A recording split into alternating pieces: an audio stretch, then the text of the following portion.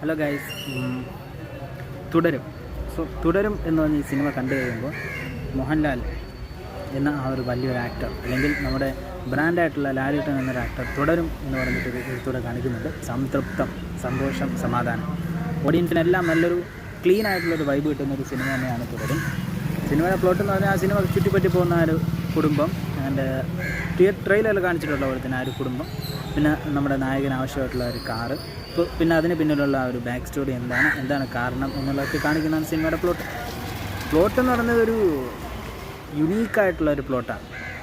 പക്ഷേ അത് ഇതിനു മുമ്പ് വന്നിട്ടുണ്ടോ എന്നൊക്കെ ചോദിച്ചു കഴിഞ്ഞാൽ അതും സമാനമായിട്ടുള്ള കൺസെപ്റ്റിൽ നമുക്ക് താരതമ്യം ചെയ്യാൻ പറ്റില്ല. അതാണ് ഈ സിനിമയുടെ ഏറ്റവും വലിയൊരു പോസിറ്റീവ് എന്ന് പറയുന്നത്.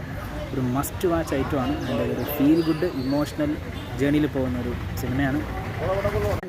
നല്ലൊരു മേക്കിംഗ് ആണ്, നല്ല പെർഫോമൻസാണ്. ലാലേട്ടൻ്റെ ഭാഗത്താവട്ടെ, ബാക്കിയുള്ളവരുടെ ഭാഗത്താവട്ടെ, എല്ലാം അടിപൊളിയാണ് പടം.